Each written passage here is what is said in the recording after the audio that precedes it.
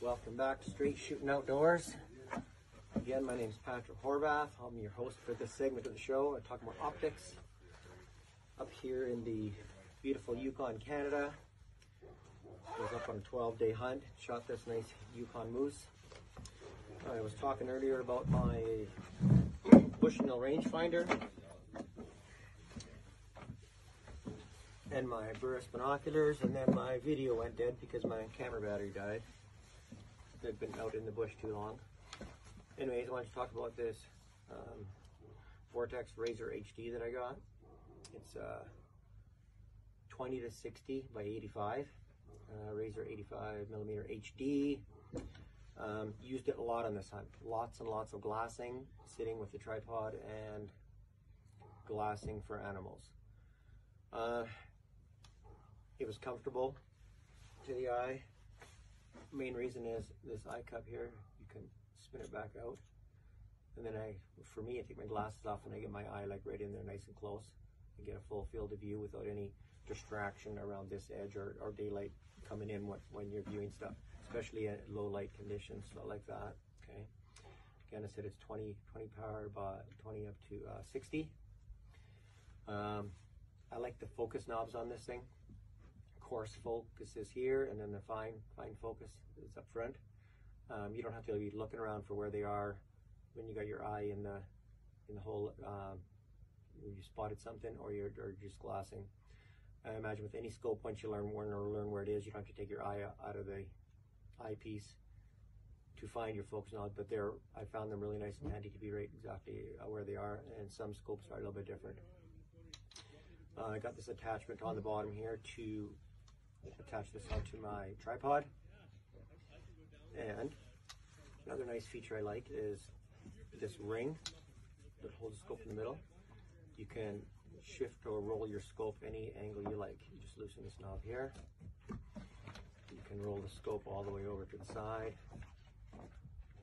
even further down than halfway. Any angle you like. You just loosen this knob here. You can roll the scope all the way over to the side, even further down than halfway, to the top or part way or anywhere in between, and then just lock that ring again. That's for depending what kind of setup you got, eye fatigue, what kind of angle you're sitting at, tripod you're using, whatever, looking out the window of your vehicle with maybe like a handheld window mount. Anyways, I keep mine usually in this upright position right there, but it's got that feature in case you want to move it. The glass seems pretty good. Fairly happy with this. I saw this thing advertised on Vortex website. I think it was over $2,000, $2,100, something, I can't remember exactly. Found it on Cabela's website, and they were wanting $1,800 for it. I waited for it to go on sale and got it for $1,600. So hopefully I got a really decent scope for $1,600. And you can't beat Vortex warranty, where you can send it back to them if anything happens at all, damage or whatnot, through any reason at all, even misuse, loss, accident, whatever. My son had a Vortex rangefinder one time and sent it back in. They just sent him a brand new one of the latest model, so that was a pretty good deal. They got an excellent warranty. This thing gathers lots of light. Again, comfortable to use. The tripod you want to buy to accessorize to go with it is up to yourself. I recommend keeping these on all the time. I've had some other older stuff like binoculars and things back in the day. They were cheap, but I never even bothered putting lens covers back on them. And of course, eventually they will get scratched and stuff, right? So these are there. You spend a lot of money on it, so you might as well use it. They come with this little case here. One thing I liked about that was if you're on the mountain and you got your spotting scope on your tripod and you're glassing and it starts to rain, or it's raining off and on, or the weather's changing on you, which it will, you can just zip it closed and keep it all dry, not worry about cleaning your eyepiece the next time the rain's dry, not worry about cleaning your eyepiece the next time the rain stops, or you spot something and you need to get a better look, close-up view. You don't need to your eyepiece and your front lens over again if you keep it zipped up like this. It's also a little bit better for traveling stuff, a little bit better protection and whatnot. I would say it's kind of heavy, but I think most scopes are. I would recommend the Vortex. I like it, and I like it for the price. I highly recommend that you spend as much as you can on optics. You're going to use optics in any style of hunting you do.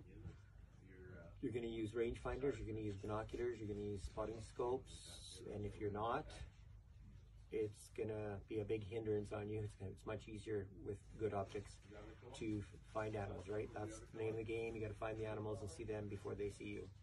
And if you can be looking miles away for Dall sheep or big moose paddles out in the valleys or sheep up on the mountains, you know, seriously miles away, this can help bring them in to give you a little bit more detail on what you're looking at.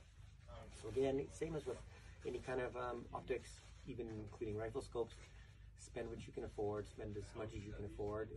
You're not going to usually regret it. You get what you pay for with optics, and if you spend good money on optics, take care of them. Maybe last you your lifetime. And that is my segment today.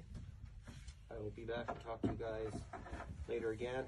Some other hunting gear and products, and maybe show you a couple more different animals that I shot up here when I was in the Yukon on this hunt of a lifetime. Again, reminder, Bonnet Plume Outfitters here in the Yukon. Highly recommend them. Look them up. Guides were fantastic, out of this world.